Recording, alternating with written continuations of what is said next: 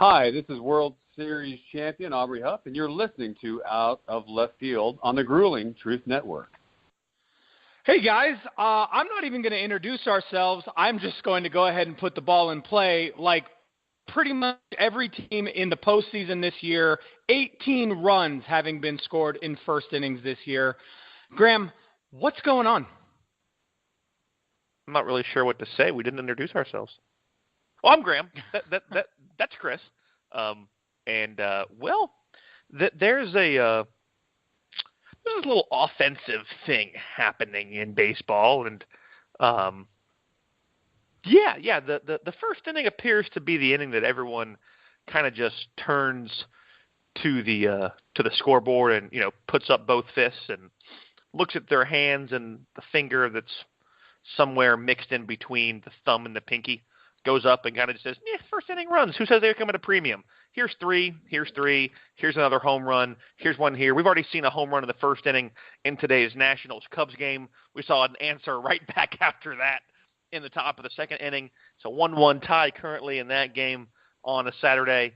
And I don't think I've ever seen this kind of back-to-back insanity in playoff baseball since I've been watching. I mean, just that we talked about how, pitching has always been so good. We have these huge pitchers, these aces on the mound, and, what's going to happen?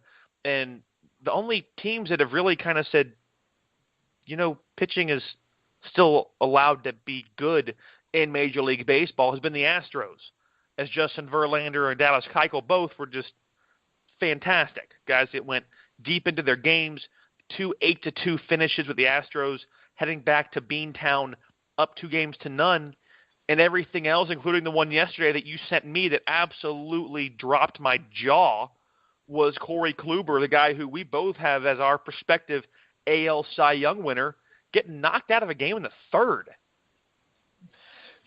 Yeah, that was just sort of the last straw in the craziness that has been this postseason at this point. So let's start from the beginning, and let's talk about the American League wildcard game, where all of this craziness really got started. In the first inning of that game,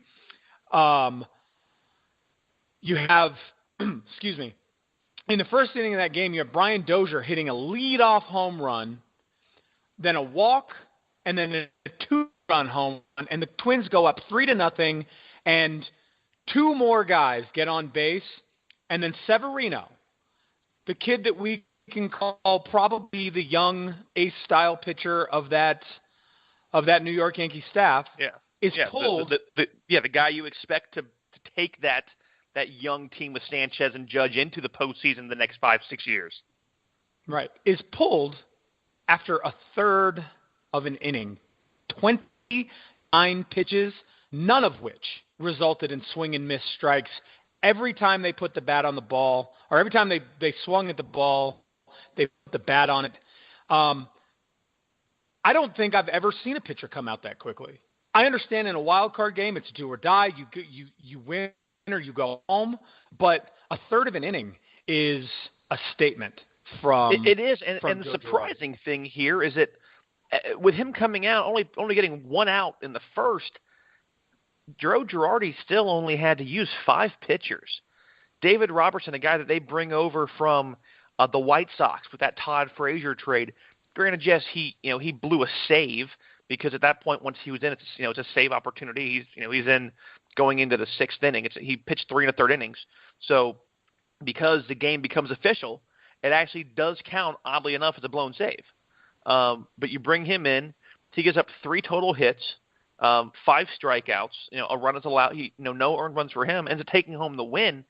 But I mean, to see Luis Severino post an 81 earned run average, 3 runs allowed per single out. So assuming 9 runs per each inning he would have pitched, which is absolutely just incredible.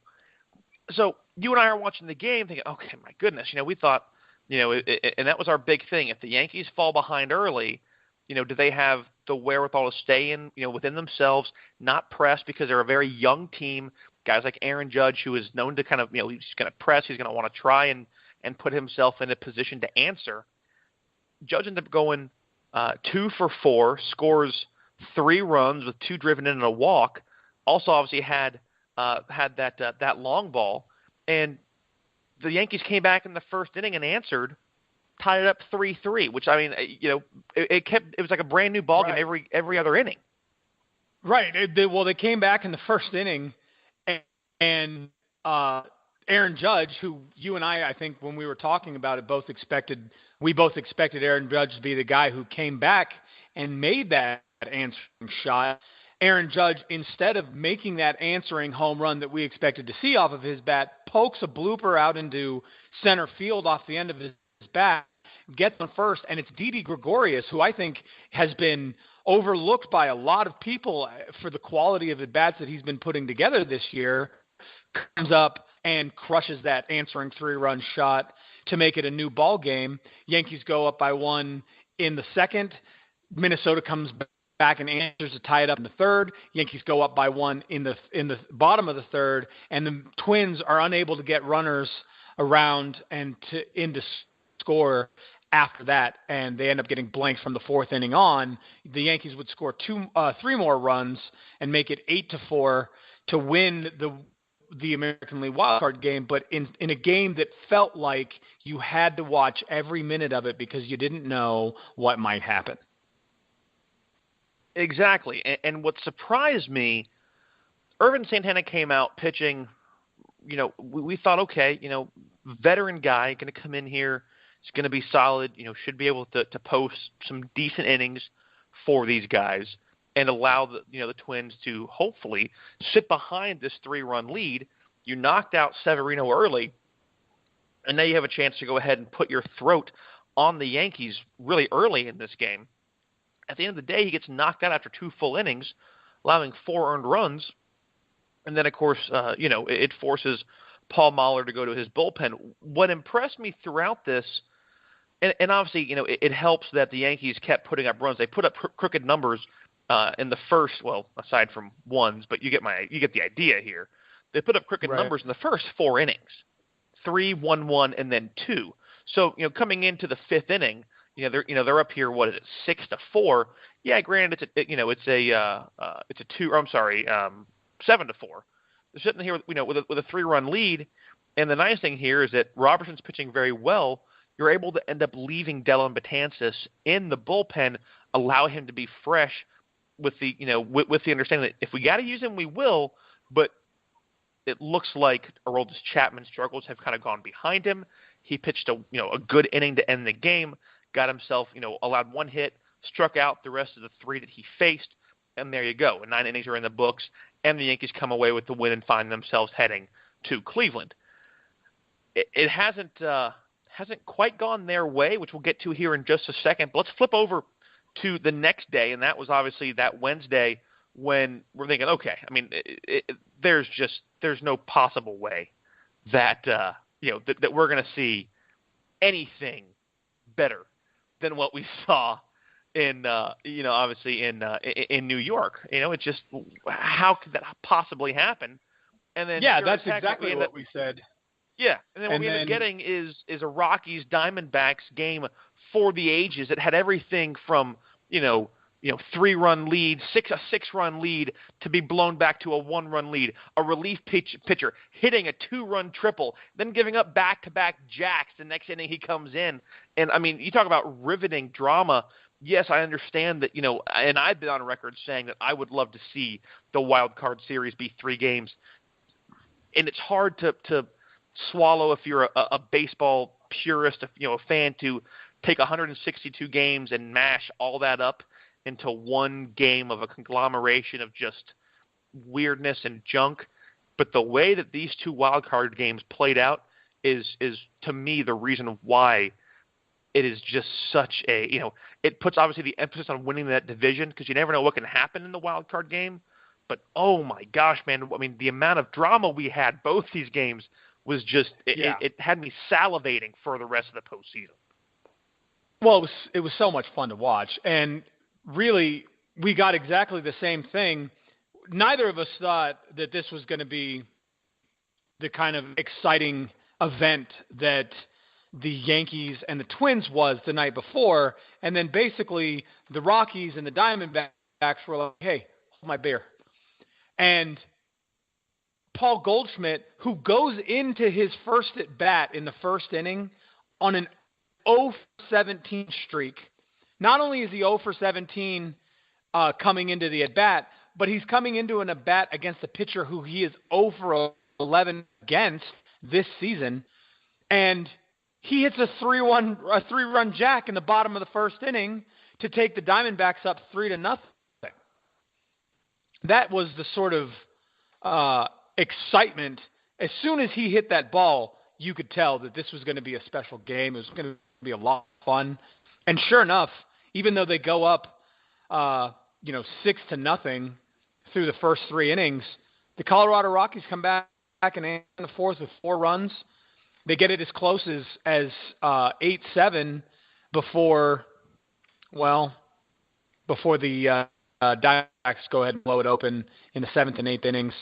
They tried to make that comeback run in the 9th. We're only able to put 1 run up on the board, but this game was not only interesting in that we saw Goldschmidt break an 0 for streak. We saw the Rockies work hard but never really take the lead. They came back close to tying it. But what about Archie Bradley? Archie Bradley comes into this game and hits a 2-run triple, becoming the first relief pitcher to hit a triple in a playoff game, and only the 6th pitcher in MLB history to hit a triple in a playoff game ever. And his triple is one of 4 that the Diamondbacks hit in that game a couple of nights ago, which, by the way, is the most triples hit in a playoff game since the 1903 Boston Americans did it. I don't even know what to say to that. And if I recall, I believe it was Ketel Marte had 2 of those. Am I correct? Yeah, Ketel Marte with 2 of those 4 triples. I mean, they were seeing the ball. They knocked Gray out early. Gray came out in the 2nd inning. Again, we see another ace pitcher get knocked out early in a wild card game. We've seen ace pitchers get knocked out early now in the division series game. I can't, except for, it's October baseball, I don't have an explanation for it.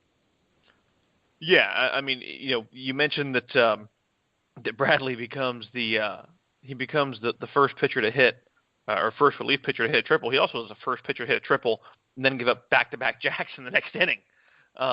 Which, it was just, we're sitting there watching like, okay, yeah, he gave up 1. Oh, he gave up 2. Yeah. Oh, Lord, now it's back to, there goes those 2 runs he just got himself, gave himself a 3-run buffer. Now it's back to 1.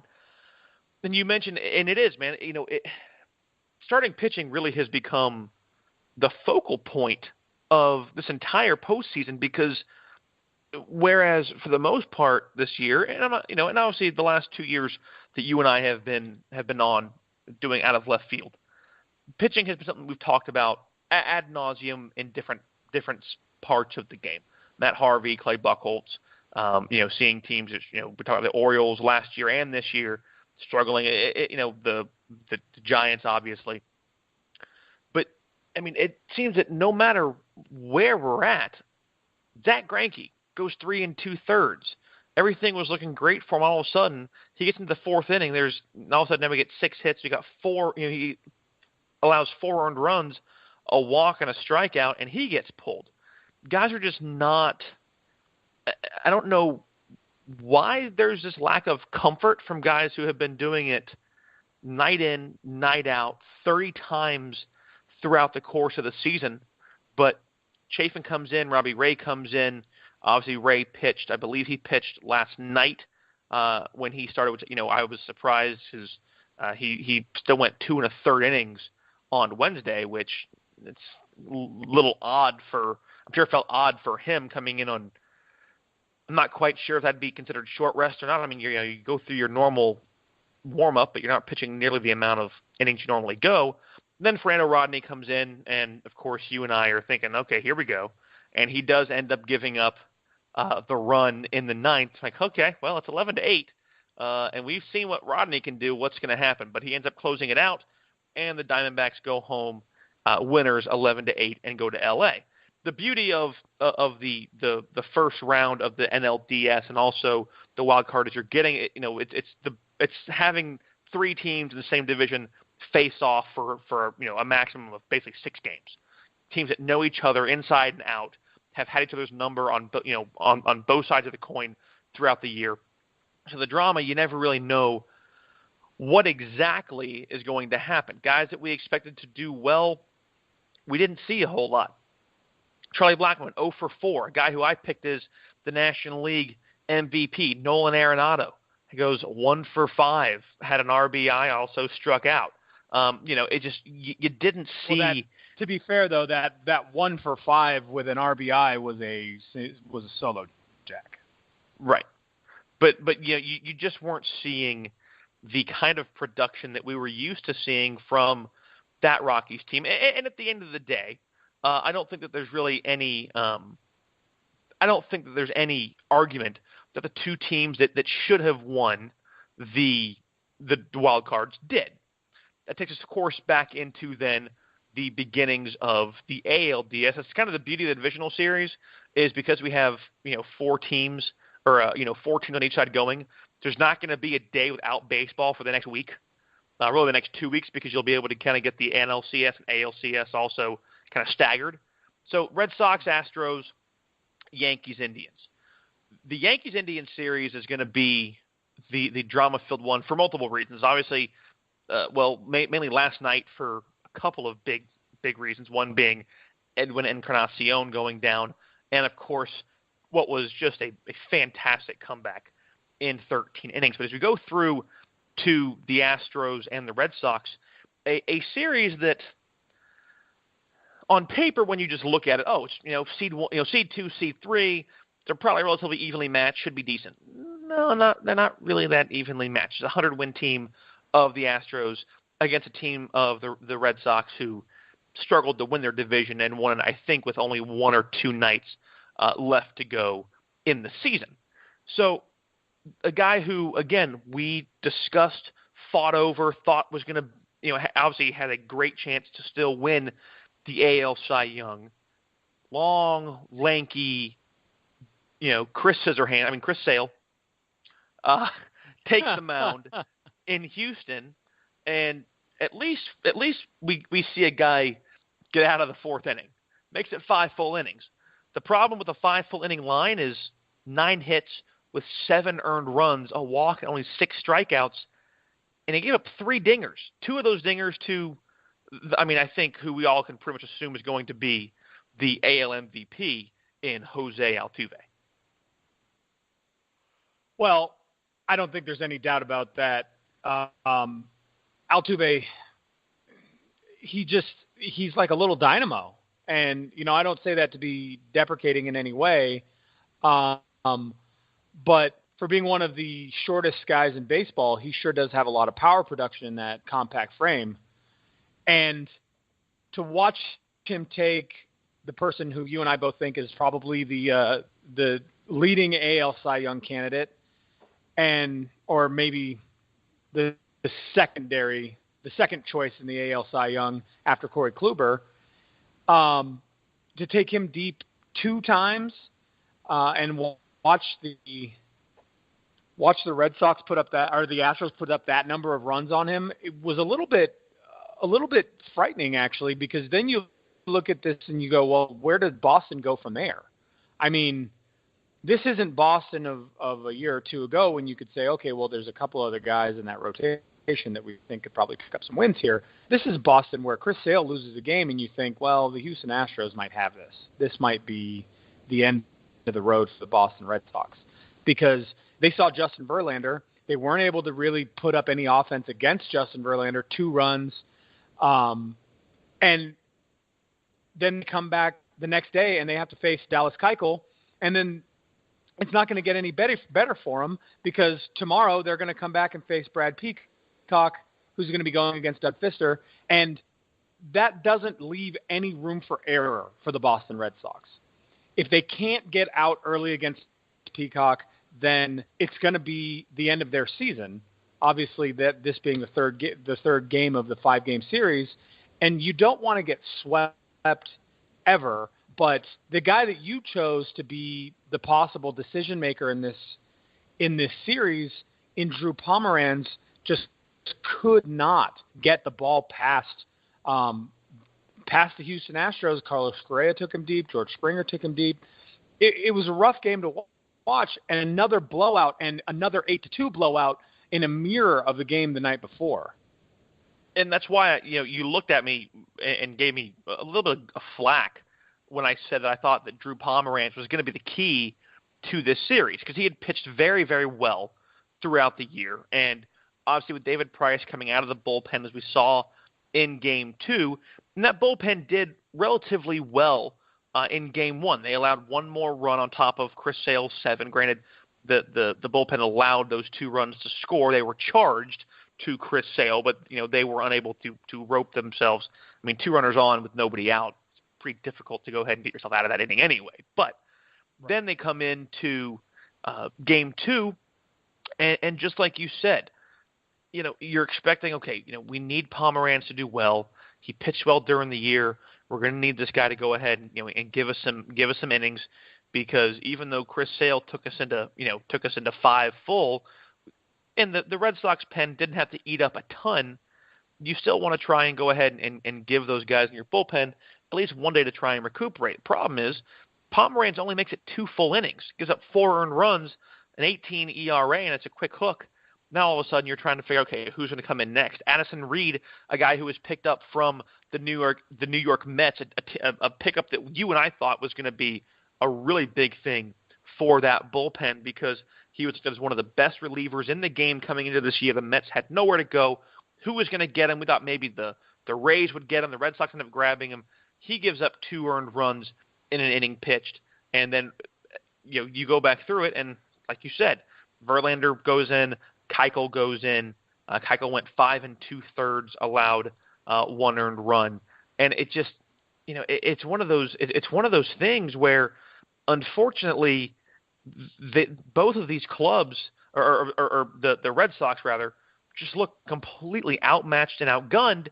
And judging by the way the game went last night, which we're going to get to here in just a second, in Cleveland, it has to make you raise an eyebrow when we come into next week to give our ALCS and NLCS picks, because right now you're seeing why Justin Verlander's massive contract was willing to be taken on by the Astros, because he comes in number 1, shuts them down, gets them set up for a great look down the pike, and that's without Lance McCullers, at least right now, being in the pitching picture.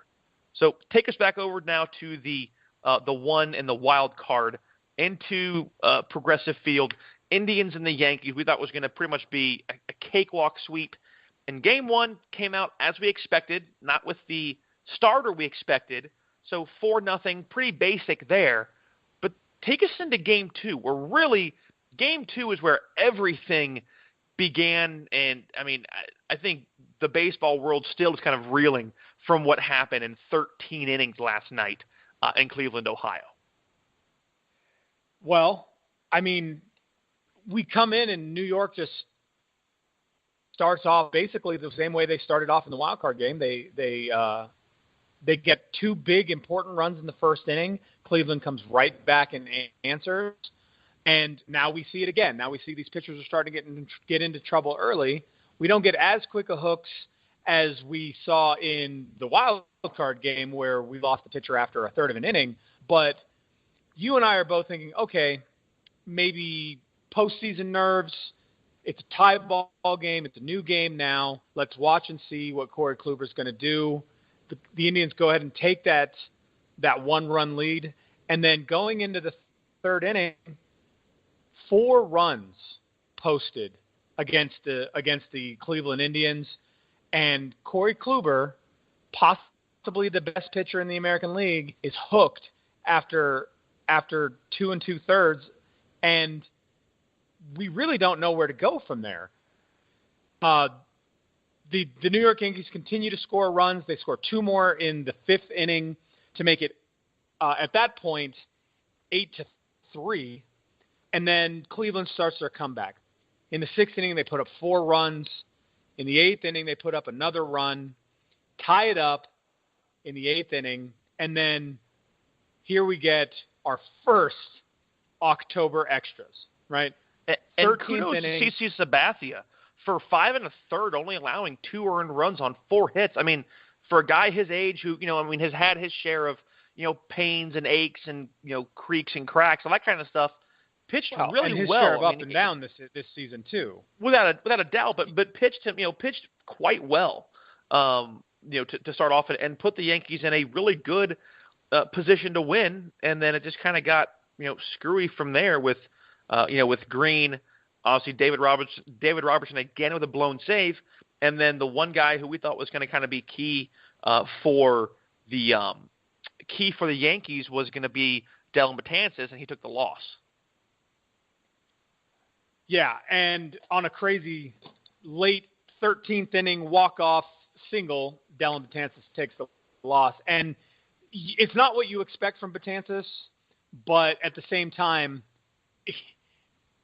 anything can happen, and especially it can happen in October baseball. And it's not that we saw the Indians expose any weakness in Betances. It's just they played small ball and they got around and they won that game playing good, hard baseball against a great pitcher. It happens to everybody. Unfortunately, it happened to Dellin Betances in the bottom of the 13th inning last night against the Cleveland Indians. And that game really is just kind of a continuation for me of that 22-game streak that we saw the Indians on at the tail end of the season in September, of them just being able to find a way to win ball games, no matter how far down they are, what the issue is. Lindor, obviously, with the huge grand slam. These guys never stop thinking. They never think they're out of it. They stay focused. They keep pushing. And the Indians come back. And Yan Gomes, a guy who, again, we thought was going to be a big piece last year. Some injuries throughout the season, comes up with a huge single coming to the third base line and gets the winning run. I mean, a guy who, is psyched, a team guy, great hit for him. And the Indians go up 2-0 heading back to the Bronx. Right, and the problem is this is exactly where the Yankees don't want to be. Yes, they get to come home. Yes, they get to play in the Bronx. But the problem is the Yankees now have to hang their season on the arm of Masahiro Tanaka, who has been nothing if he hasn't been, unpredictable this season. And he's going to face Carlos Carrasco, who's coming into this game pitching fantastic. And if I'm the Yankees, I'm afraid of being in that position. Right, and that's, to me, that's why Carrasco and Bauer are the two wild cards for the Indians in this, because if you end up going up against Houston, which we expect, Verlander, Keuchel, that's going to be your number 1 and your number 2, but then the question becomes, where are you going to be able to look to for 3, 4, and 5? The bullpen for the Indians is just absolutely out of this world. It's astronomical. Guys coming in as Andrew Miller coming back, all those guys. It's just they have such depth in the bullpen with the expectation that starting rotation can take you deep into games, the way that Trevor Bauer did, the way we expect Carlos Carrasco, the way we obviously expected Corey Kluber to do, where basically Kluber and Sale put up almost equal runs allowed, only Sale made it a little bit deeper into the ball game. So that the bullpen is going to end up being obviously where everything kind of relies, but the question is going to be what can McCullers do? Charlie Morton, you mentioned Brad Peacock getting ready to go for the Astros tomorrow, I believe, in Boston. We're going to see what happens there, because right now we are on the precipice of 2 sweeps. The possibility right now, with the way that this postseason looks, it's a possibility that if the Dodgers do what we expect the Dodgers to do, and I think that's going to be the biggest question mark toss-up series in the division. The Dodgers go up 2-0. There's a possibility we get 3 sweeps. I don't think the Cubs National Series will be a sweep, which we'll get to. I'll be surprised if the Diamondbacks don't pull out a game. But there's a good possibility, at least the American League side, is going to be 3 and out, and then these two teams are going to have time to rest, and we'll see how much that time off either hurts or helps these ball clubs trying to get themselves ready for the championship series. We flip over now. Interesting to watch. Exactly, yes. Guys, I want to thank you all for tuning in to Out of Left Field with Chris and Graham. Find us on Twitter at OOLeftField and, of course, Out of Left Field with Chris and Graham on Facebook. Be sure to check out thegruelingtruth.net, where legends speak all kinds of good articles, podcasts, things coming up, football, college football, the NBA, all kinds of stuff, a lot of new content on there. Be sure to check it out. Over 5 million people every month and growing are checking out thegruelingtruth.net. Make sure that you are one of those as well. Go to thegruelingtruth.net and at gruelingtruth on Twitter. Battle, let's go on over towards your neck of the woods. Why don't we? And take a look at really what's going on with the Dodgers and the Diamondbacks. And I say that because the Cubs National Series just surprised the heck out of us yesterday. Right now, the Cubbies have a 3-1 lead with Gio Gonzalez pitching okay into the fifth inning.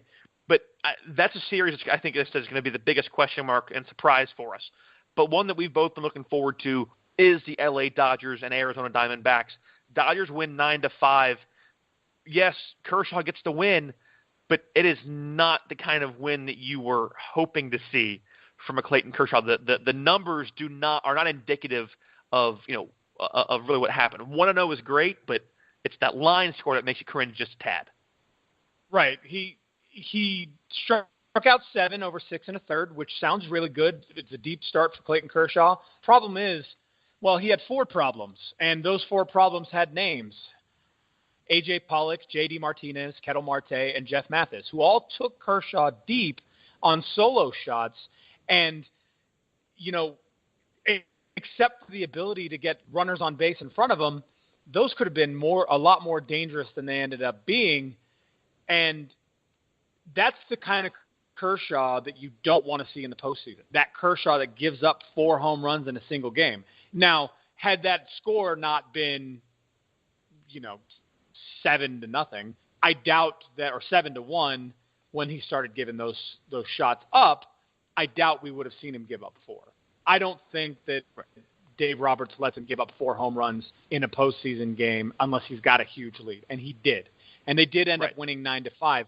But for Kershaw to give up 4 runs in 6 1/3 is not exactly a quality start from him, and it's not really indicative of what you want to see from him in the future.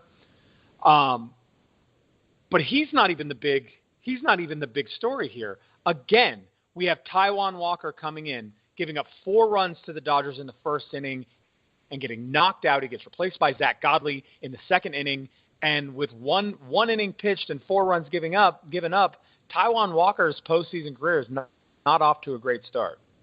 No, and credit to Godley for coming in there, and over the course of 5 innings, 4 hits and 2 earned, allowed 3 runs, 2 of them earned. And I want to stop for a second. I get what you're saying with Kershaw, but aside from missing location with 2 pitches in the 7th with those back-to-back dingers, which we saw was a slider, tried to bury it down and in, left it up. It finished middle third of the inner third of the plate, thigh high.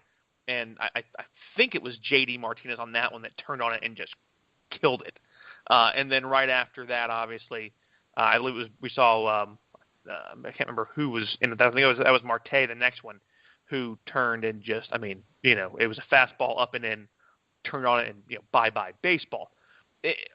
When he was on, for the most part, he pitched very well. His pitches had movement. He was really, putting guys down a lot, getting strikeouts, getting guys swinging and missing, allowing the guys behind him to go ahead and make plays. And it's one of those things where, and again, I don't think he's going to turn off, because giving up 5 hits, not bad over 6 1/3, and you're not going to turn over or change the way that you pitch. But I think this is one of those games where you can sit there and focus and kind of rely a little bit more on the guys behind you and not have to, try not to drive that pitch count up so high, and allow your defense to go ahead and make plays behind you and guys to go ahead and put the ball on the ground. Strikeouts are a minimum of 3 pitches, easy to get that thing going up high. Well, and to be fair to Clayton Kershaw, and you have to be, with 7 strikeouts, he was pitching pretty well. But to be fair to Clayton Kershaw, the home run that A.J. Pollock hit and the home run that Jeff Mathis hit, both of those home runs were hit off of really good pitches by Kershaw. Neither of those pitches were left hanging. Neither of those pitches were really in a place where you thought that they were going to be able to get around on them. And like A.J. Pollock went down and got that curveball. It was real low in the zone, right at the bottom of the zone, and he was just able to put enough of the barrel on it to get it out.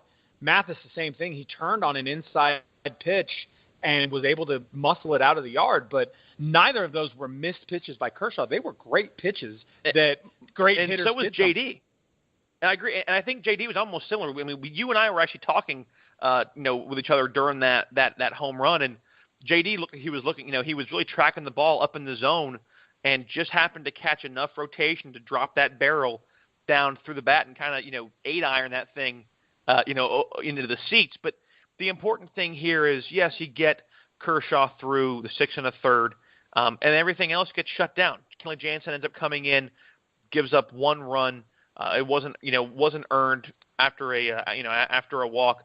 2 errors on either side, and while Gottlieb pitched well, when you're behind 4-0 that early, it's hard to come back, especially against Kershaw. And like we've been saying ad nauseum here, you don't expect Kershaw to have troubles, especially not having a lot of troubles early in the game.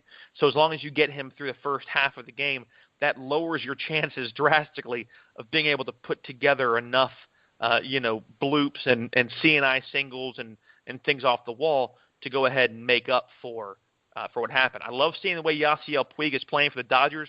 He's playing heady. He's playing aggressive. Saw that big triple last night where, he turned on the Jets even more, rounding second. And it's one of those things where I've heard guys say for a while the question was, is Yasiel Puig's production worth the distraction? And finally, I think he's starting to kind of realize he needs to tone it down a little bit, be a professional, and now that production is definitely worth the little bit of distraction you're going to get from a guy like Yasiel Puig. So here's the situation that I'm a little worried about as far as the Diamondbacks are concerned going into tonight's game. In the wild card game, we see Greinke come out, pitch poorly, get knocked out early. Robbie Ray comes in and pitches in relief. Now Robbie Ray can't start game 1 of this series against Kershaw. And then last night, we see Taijuan Walker, who starts poorly, gets knocked out. Another starting pitcher, Zach Godley, comes in relief. And it really feels like, yes, it's good that Torey Lovullo is getting guys out, pulling guys and replacing them and getting pitchers on the mound who offer him a better opportunity of stopping the bleeding instead of just letting guys go like I've complained about him doing over the course of the season. The problem is he's using starters, and that's going to eat him up at the end of this, going into the back end of this series, because now we have Robbie Ray going tonight, but he's going on short rest after coming in the wild card game, and his replacement, if he does poorly, his replacement, where do they go from there? Do they bring in another starting pitcher? Do they bring in Godley again and let him be a reliever through the rest of this division series and not make a start? What are we going to do here? What is Lovullo's plan? Well, with Godley going 5, I don't think you can bring him back. Hell, you could probably bring back Taijuan Walker after 1 inning. But you shouldn't. No, I didn't say that it was a logical choice, that it's a possible choice. And that's really kind of where that's kind of the difficulty here for the Diamondbacks is you just don't know, like you said, where is this going to go for Lovullo? He hasn't had the production from either of his starters. 2 guys that obviously Walker came over in the deal with Ketel Marte from Seattle, where they traded Gene Segura. And for the most part, they came out ahead in that deal. Marte's played very well. Walker, for the most part, this year pitched okay. I think that's why I kind of said this is the one where I think we could have a potential for 3 sweeps in the divisional series round, is because the Diamondbacks are easily right now at risk of pitching themselves out of contention in the division because of the way these guys are unable to at least get the game started and keep things contained to a point where it's manageable, and that's where you have to be concerned. Errors on both sides, that'll get cleaned up. You got plenty of power, but when you have Yu Darvish sitting back there, coming in most likely in game 2, which Yu Darvish, and you mentioned this with Tanaka, which one are we going to get? We've seen Yu Darvish pitch several times this year where he looked completely out of sorts, couldn't find the movement on his slider and his curveball. His fastball was up in the zone and elevated, easily turned on, good contact was made, a lot of missed opportunities for him. We've also seen times where he is the Yu Darvish who has won 10, 15, almost 20 games in a year. The question is, which one are you going to get in the postseason? I'm definitely interested to see. Flipping paper, back though, over. On paper, the next couple of games look like they're going to be great matchups, right? Robbie Ray versus Rich Hill. That sounds like, on paper, that should be a great matchup. And then Yu Darvish and Zach Greinke should be a great matchup. But not only do you not know which Yu Darvish you're going to get, are we going to get the same Zach Greinke we saw in the National League wild card game? Because so, this is going to be a quick series. Right, and the question also is, are you willing to go ahead and put Patrick Corbin, into the rotation to start a game with an ERA over 4 throughout the year? Where do you go? I mean, you look at the depth chart. Godley was their number 5 starter. Corbin was number 2. Walker was 3. Ray was 4. And the problem right now, we've seen 2 out of the 5 starting rotation pitchers in as relievers, and then Taijuan Walker basically gave a reliever's outing of just 1 inning, but 4 earned runs came across the plate.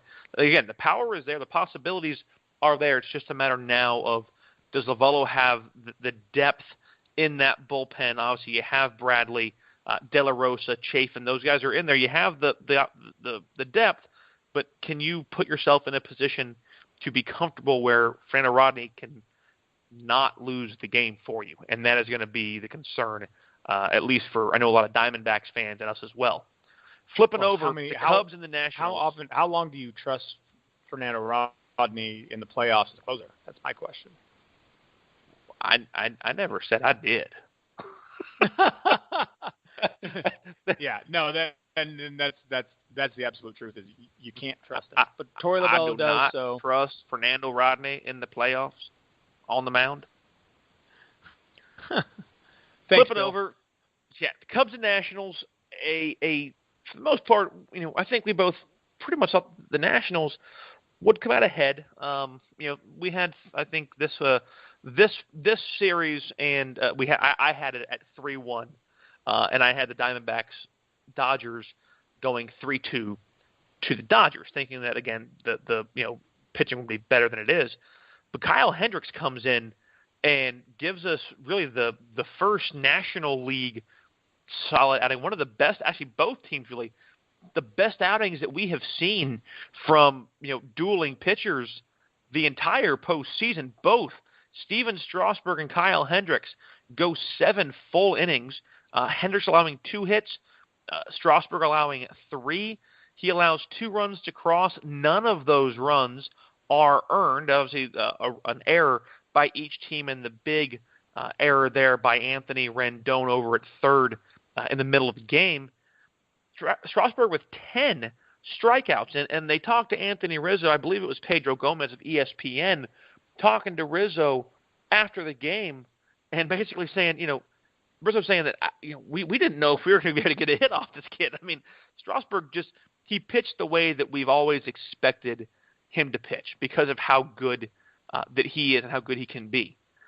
7 innings with no earned runs and 10 strikeouts.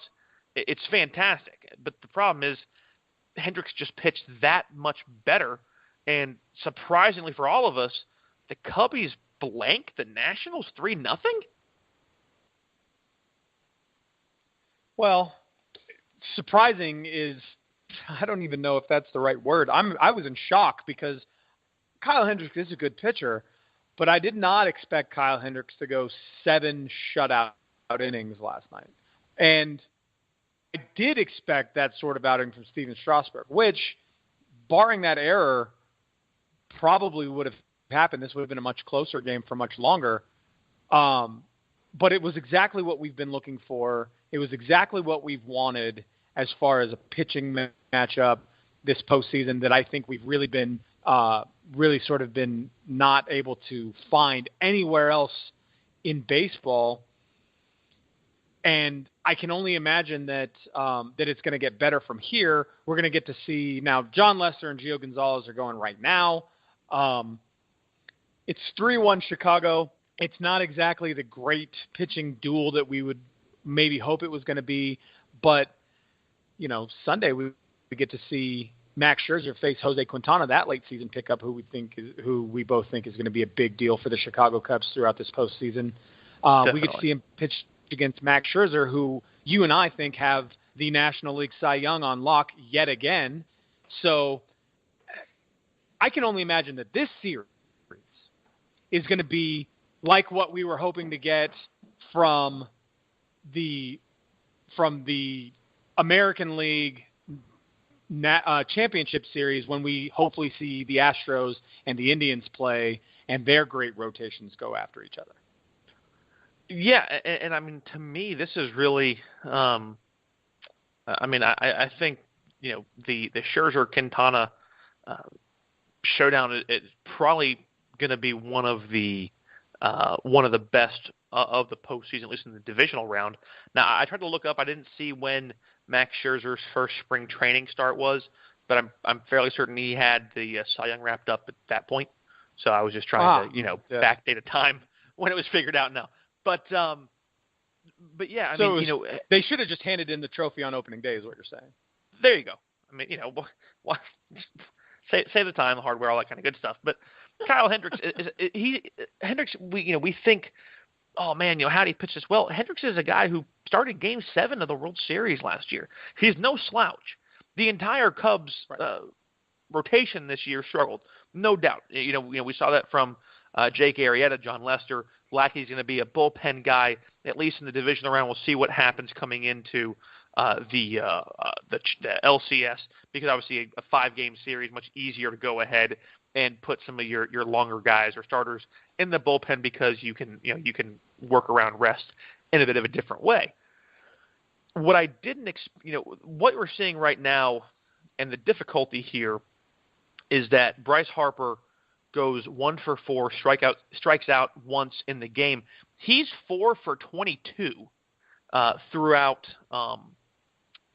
since he's come back from that horrific knee injury that you and I thought was going to be him done for the rest of the year. I expect more than 2 hits from the Nationals lineup as we continue. Obviously, we already had that so far. Anthony Rendon had the homer early on against Lester. It is 3-1 Lester pitching okay. It's getting kind of later in the game, and we're seeing that command start to go as he just issued a 4 straight pitch walk. But to load the bases. Yes, to load the bases. I don't know. I still don't think the Cubs have the long-term pitching to win this series. They're pitching for the most part. Lester, Lackey, Arrieta, both these guys, all 3 of those guys are relatively older. We're talking into their 30s, and I know that seems young, but older for athletes. So the question becomes, can these guys who have been around for a while, they're veterans, yes, but how long are they going to be able to consistently pitch and give themselves, put themselves in position and put their teams in position to win? I still think that the Nationals have the edge in this series, even now being down by 2 runs in the game that we're watching as we do this show. Obviously, coming in, you guys will be hearing this, and you'll probably have already watched the game as we are in doing the show. The one thing that we failed to mention here, as we came from the AL into the National League, is that in that fantastic comeback yesterday by the Cleveland Indians, the $60+ million man in Edwin Encarnacion went down with a ankle injury that has come out now that there is some ligament damage in that ankle, but he is not being ruled out for the postseason, and is, as of right now, we're being heard is listed as day-to-day. Yeah, and anyone who watched Encarnacion buckle that ankle up against base, or anyone who's had an injury similar to that, is looking at it and going day-to-day in 3 weeks maybe. I don't see Encarnacion really coming back and playing at his full capacity in this postseason. Yes, he might be able to come back and DH. That's a bad injury. It's a painful injury most of all. And because even as a DH, he's going to have to run the bases. It might lead to a couple runs, but is a couple runs really worth the long-term health of that ankle, which could become a concern? Ankles are difficult, and they have a tendency towards re-injury once you've injured them once. And you don't want to see the Indians or Edwin Encarnacion himself make a decision to come back too soon from an injury like that and have it have long-term repercussions on his health going forward after this year. Right, and according to Jason Beck of MLB.com, the MRI revealed no real full structural damage. It's just supposed to be a sprained ankle. Terry Francona said to some reporters, quote, "I don't know if remarkably better is a good word, but pretty close. He's doing much better today. I don't think he's going to start tomorrow, but he's not been ruled out either. So we'll take our time and allow him to continue to get treatment. But if he's that close to being available, that's a really good sign. So we're obviously not going to do anything roster-wise." Well, I would be surprised to see him come back, although I can tell you that knowing Edwin Encarnacion, knowing the kind of player that he is, as soon as he can jog on that thing, he's going to want to be back in the lineup. And if that's the case, if he is progressing that well that quickly, then you can almost guarantee that it will take a whole lot more than a doctor saying you probably shouldn't do that to keep him out of the World Series lineup, should they get that far. Without a doubt. And that's why it's going to be a fantastic divisional series, guys. We are going to give you our LCS picks next week prior to the beginning of those series, and also the World Series picks prior to that. A few more housekeeping things around Major League Baseball right now. The Braves have picked up option on manager Brian Snitker for another year. Jeff Bannister's option has also been picked up. The other one I want to talk to you about, Chris, we've mentioned a lot this season, obviously, with guys like Mike Scioscia, seeing some of those really unexpected runs into the postseason. Paul Molitor of the Twins, his contract is up this season. He does not have one for next year. There is talk out there, some rumor out there that the Twins have reached out to him on a one-year deal, though at this point there isn't really anything in stone yet. But basically, it would be, he is weighing an offer to return to manage the team in 2018. But there's been no reports of a multi-year offer to him, which kind of makes you think that the expectation was to not renew his contract. They make a playoff push. Now you look really, really bad if you don't give this guy, another contract if he wins Manager of the Year. And then, oh, by the way, congratulations to Manager of the Year. You don't have a job. Right, exactly. And in Paul Molitor's defense, there are going to be some other teams looking around for guys, and I don't think that Paul Molitor, after making that playoff run, after managing the Twins as well as he did this year, I don't think that he's in a position that he has to accept that offer. I think that he's in a pretty good position to say, maybe I'm going to keep my options open going into the 2018 season and see what else comes along. Remember, Dusty Baker has a contract expiring this year. Now, I'm not saying that the Nationals are going to move on from Baker to Molitor, but I'm just trying to point out that there are other positions that are going to be coming open in this offseason that might leave Paul Molitor in a position to say, 1 year's not good enough. If you want me back, you're going to have to bring me back for several years, and we can discuss that at a later date. I don't think he's in a position to have to just take whatever they give him. One more quick piece of housekeeping that I'm not sure. I'm sure you noticed because you noticed those sorts of things. But any of the people who listen to this show who are particularly interested in officiating or particularly interested in the umpires or the third team, as you like to call them, who may have been a little bit confused when the Cubs National Series started and you didn't see Jeff Kellogg out there officiating, that head injury that he suffered at the end of the final week of the regular season kept him out of that series. Jerry Lane replaced him. And for those of you who like umpires but maybe don't keep up with them as much as Graham does, who may have been confused to not see him out there when he was listed originally as one of the members of that crew, that is the reason he is still recovering from that head injury, and hopefully he recovers quickly. And I actually had not noticed that. This is the second year in a row he's taken a pretty bad shot. Took one in the Braves game early last year to right almost a kill shot, as Jason Klein from Force 3 described. But we've seen a couple guys. Dan Iasonia took a shot to the hand and to the face yesterday in the Indians game. But on top of that, and I want to go ahead and give props for their due, Angel Hernandez. Was it Marquez? Is that his name? Marquez? Alfonso Marquez on the AL wild card game. Took one in the ankle. So far, took one in the ankle. Well, yeah, on the shin guard. I mean, trust me, you'll take those all day long. But that looked like it hurt. Since you bring him up, he is, as of right now, the top umpire in the playoff cruise so far as consistency or in their percentage of strike zone has gone.